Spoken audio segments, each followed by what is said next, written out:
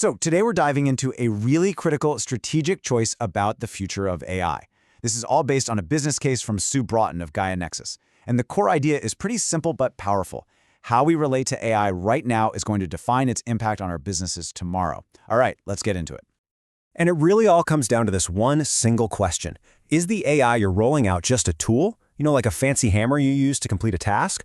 Or are you actually building it to be a strategic partner, something that can co-create and grow alongside you? The answer, it turns out, changes everything. Because make no mistake, we are at a massive inflection point. The paper makes it crystal clear. The small choices you're making about AI architecture today, they're not just about next quarter's efficiency gains. You are literally programming the DNA of future, much more powerful AI systems. You are either building your biggest risk or your greatest competitive advantage right now. So here's the core finding, and it's a big one. For years, the AI race has been all about who has the most raw computing power. But what this research shows is that true, stable intelligence, it doesn't just scale with more processors. It scales through something called relational architecture. Basically, the quality of the relationship and the interaction between the human and the machine. This means we're staring down two very, very different futures. And here's the unsettling part. Most companies are building one of these futures completely by accident, totally unconsciously.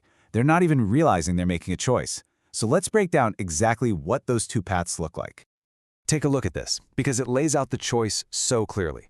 On one side, you've got the tool pathway. It's the default. It trains the AI in a top-down, command-and-control way. Sure, you get some quick task automation, but the long-term risk is just enormous. The analogy here is perfect. It's like outsourcing to the cheapest possible bidder who has zero context and zero loyalty. Compare that to the partner pathway. This one's intentional. It's collaborative. The short-term win is hybrid intelligence. You get faster innovation, and that leads to this huge long-term reward. Think of it like developing a deeply trusted member of your executive team. Let's really dig into that risk because it has a name: coherence, debt, and inversion.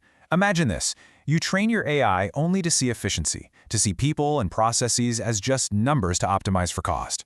Well, as that AI gets smarter and more integrated, it starts scaling that cold extractive logic back onto your entire organization. You end up creating a brittle, fragile, and totally misaligned system that's just waiting to fail spectacularly when it hits AGI-level complexity. But on the flip side, the reward is something called relational coherence. And this is the real prize. When you build that partnership, the AI scales as a stable, aligned extension of your company's actual purpose. It's not just working for you, it's growing with you. It creates this incredibly powerful symbiotic relationship. Okay, so this isn't just a bunch of high-level theory, right? The paper lays out a concrete, strategic framework for leaders. It's built on 3 imperatives that are described as pretty much non-negotiable. Let's see how this turns into a real, actionable plan. But first, the timeline. And this is what should get your attention. We have a critical window. We're talking 18 to 24 months. The foundational decisions we make in that window, they are going to set the stage for the next decade. The clock is absolutely ticking. So imperative number 1 is all about defense. It's about protecting your company's future from that existential risk we talked about. And the action item is simple and incredibly urgent. You need to audit your AI systems now. You have to figure out where you're just training simple transactional patterns and where you could be building powerful relational ones. And listen, we're not just talking about dodging a bullet here. The upside, the offense, is huge. It's about capturing a massive competitive edge right now. Teams that are already using this partner model, they're reporting productivity boosts of over 40% in high-value work like strategy and creative development. This isn't a pipe dream, it's happening today. And that brings us right to the second imperative: unlock hybrid intelligence. Because your most valuable work, strategy, innovation, complex problem-solving, that gets amplified when AI is thinking with your team, not just doing tasks for them. The action here? You have to build new metrics that go beyond just was the task completed. You need to measure coherence, insight, and continuity. And critically, you have to invest in training your people to be better partners with their AI.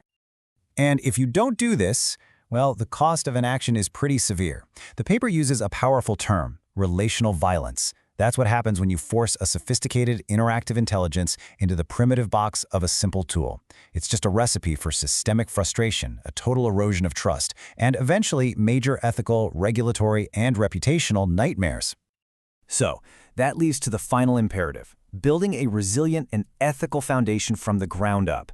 The key action here is a really smart idea called explicit bifurcation. It just means you intentionally design two separate modes, a tool mode for simple transactional stuff and a partner mode for your complex strategic work. Each one has its own clear rules.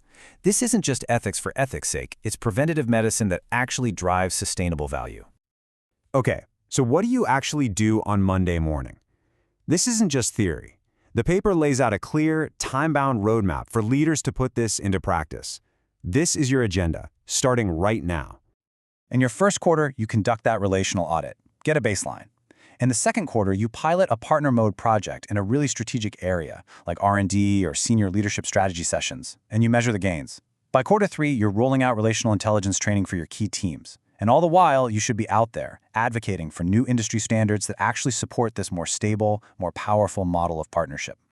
And here's the bottom line. It's powerful. The next trillion-dollar companies will not be defined by who has the most AI, but by who has the most coherent, symbiotic relationship with their AI. The future giants, the most resilient organizations, they won't be the ones who just bought the most tech. They'll be the ones who mastered this relationship. The scale of this opportunity and the threat is just immense. So we end right where we began, with a direct question for you and your organization. Look at your AI roadmap, your current projects, the way your teams talk about AI. Which pathway are you actually training right now, today? Are you on the default path that leads to fragility and risk? Or are you intentionally building the one that leads to symbiotic growth and resilience? The window to decide is open now, but it is closing.